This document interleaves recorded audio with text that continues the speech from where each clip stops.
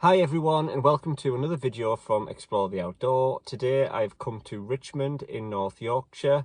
I might not be 100%. I'm recently recovering from COVID. Today's the first day I've tested negative.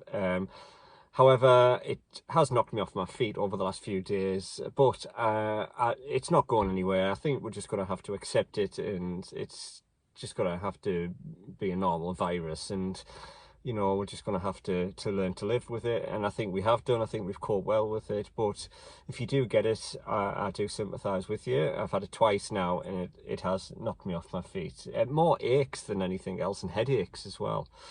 But however, we've come to Richmond today to explore. Richmond, well, you know, we can date back to 1086 when it was mentioned in the Domesday Book. Also, before it was Richmond, back then it was known as Hinderleg. Alan Rufus was the cousin of William the Conqueror, and for his noble deeds and support during William the Conqueror's reign, he was given Richmond, a bit of land there to support, and he actually built the castle, which we're going to have a look at as well. So a lot of history dating back to Richmond, including a race course, which we're going to have a look at, and also some very spooky stories which we'll go into, which relate to a little drummer boy, which you might have heard. But without further ado, let's go and explore Richmond. This is probably the largest and the most convenient car park in Richmond, and it's reasonably priced as well. It's situated adjacent to the local cricket club and is approx 3-minute walk into the town centre. So we know Richmond was founded in 1071 by Alan Rufus on the lands granted to him by William the Conqueror. The town has such an important historical background, with leading historical figures making Richmond the successful market location it is today. The shops and buildings resemble that of medieval and Georgian architecture. The fast expansion of the town led to one of Europe's first gasworks to be built in the early 1800s.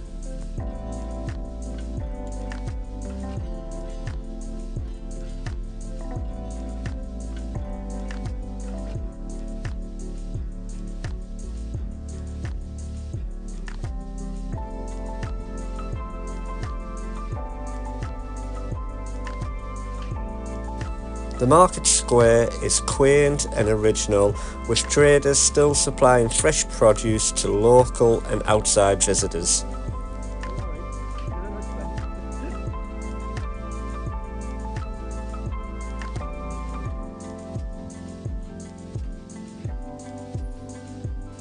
"1916 saw the town have a group of absolutists known as conscientious objectors. These were locally known as the Richmond 16, and they were held within the castle before being transported to France for court-martialing and firing squad. This sentence was immediately commuted to 10 years, and they served penal servitude with hard labour. And this is the castle now, where we are going to explore a little bit more. Richmond Castle was built in the 11th century by Alan the Red, also known as Alan Rufus. The Norman castle is one of the finest in England, with only 2 other castles being of similar standard today, which are known as Durham and Colchester castles.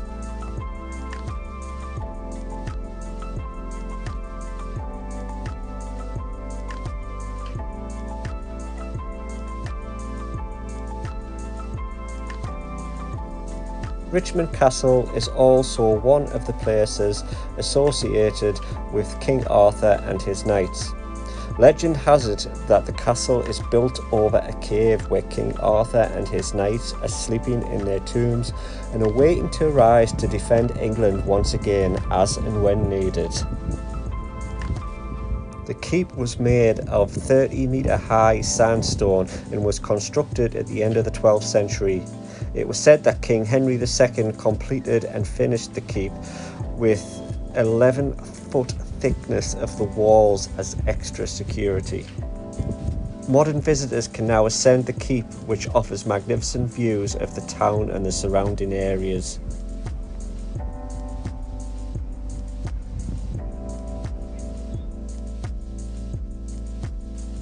Over time, the castle had fallen out of use, and as a fortress at the end of the 14th century, it was no longer.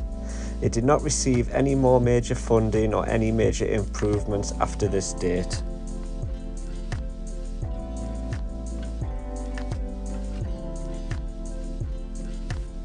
In 1855, we saw the castle become the headquarters of the North Yorkshire Militia. The castle was also used during the First World War and held prisoners of war during this time.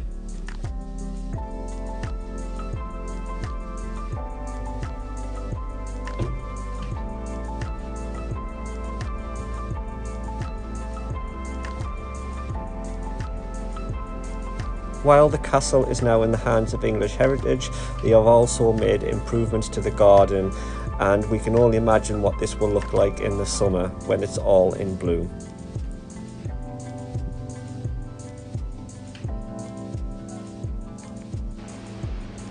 So, just down from Richmond Castle is Richmond Falls.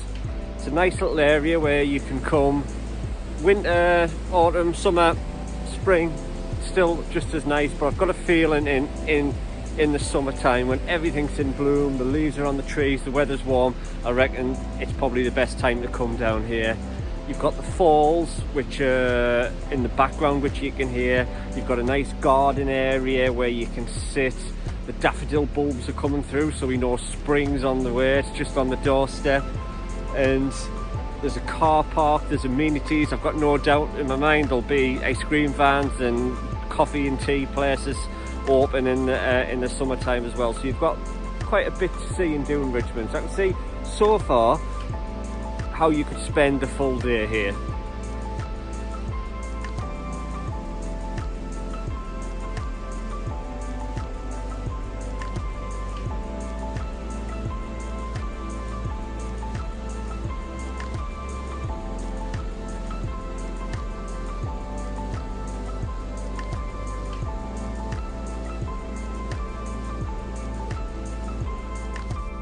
If you know Richmond well, and you can tell from this photograph, where do you think I am now? So, no, you were wrong. If you had said to me you were at Richmond Racecourse, then you would have been correct.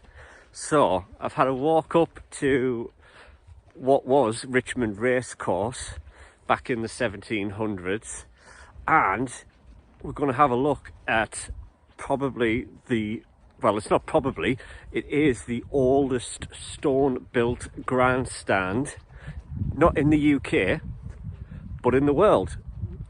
So, just a short walk up this hill, let's go and have a look. Horse racing began in the district of Richmond from 1576, usually on what we call High Moor now, before being moved to Low Moor in 1765.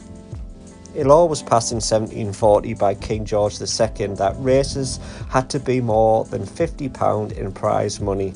This was to prevent the lower classes from taking part. As a result, racing stopped in Richmond, but then revived again in 1760, shortly after the death of King George.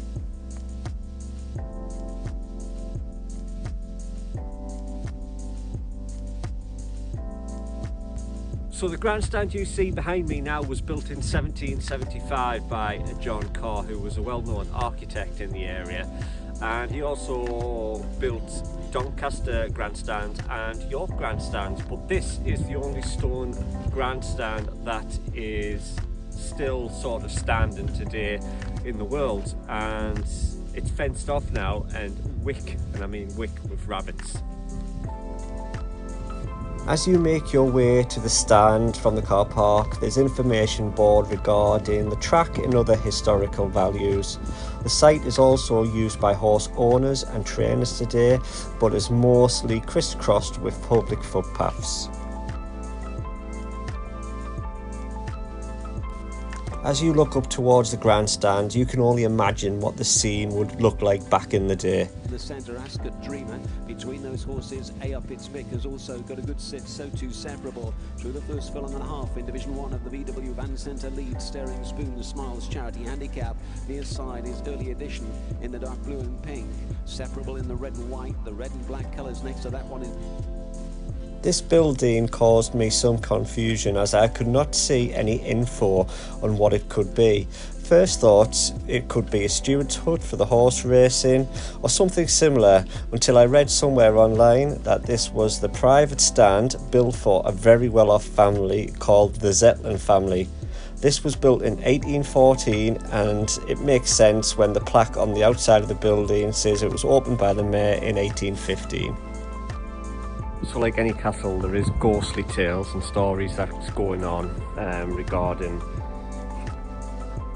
weird sounds and happenings in the castle, and none so more than the town legend of the little drummer boy. So he was part of the 18th century regiment, and soldiers were investigating this tunnel that led away from the castle towards Easby, towards where the abbey is.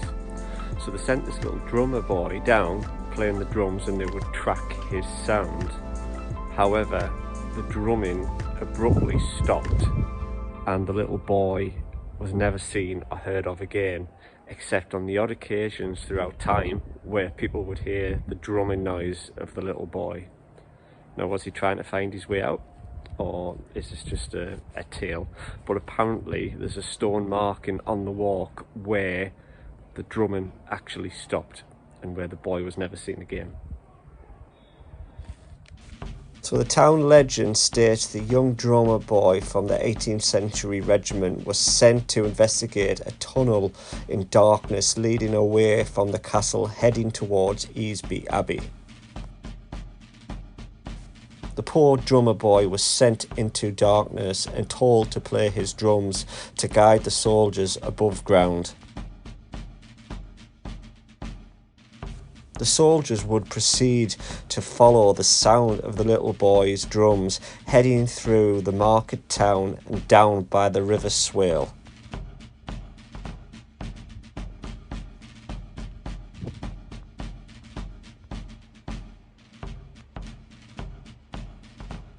The soldiers continue to follow the sound of the drums, listening very carefully for any deterioration in the boy's drumming.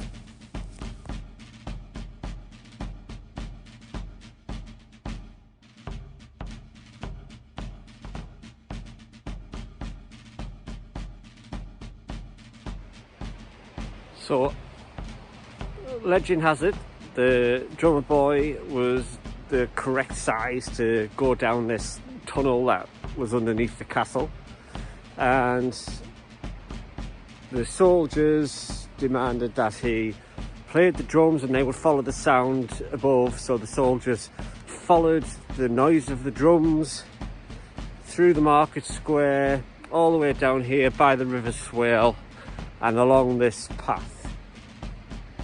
Seems to be a long way to hear, as well as the noise of the river. But shortly up ahead, apparently the drumming just stops, and this is where there's a landmark. We'll see, I'll show you in a moment. So this is the point where the drumming abruptly stopped and the boy was never seen or heard of again.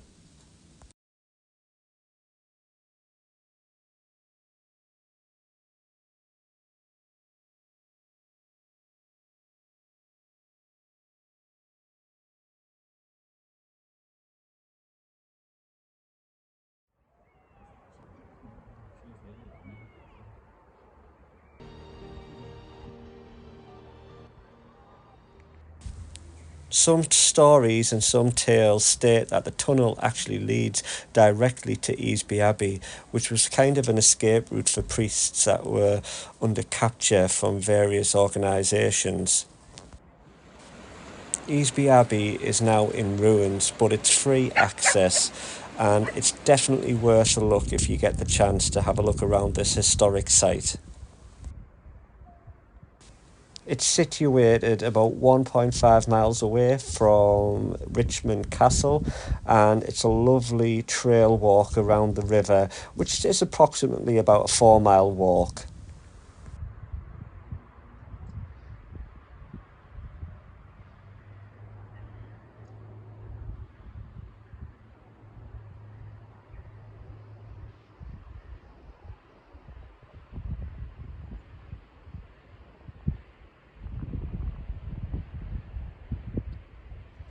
Well guys, that is me absolutely knackered. Got lost twice looking for the little drummer boy's headstone where the sound was supposed to end, but I finally found it, as you saw. Must have walked about 7 miles today, and I am absolutely dead now. Absolutely dead. I'm struggling to get back to the car, but it was worth it. I think I'm going to pay for it later, after having COVID and doing a bit too much. It's only because I got lost in the woods, and I didn't want to leave until I found the drummer boy's headstone memorial thing. So yeah, I hope you enjoyed watching the video, and please consider subscribing. Hit that subscribe button for more great videos, and we'll see you again on the next one. Bye.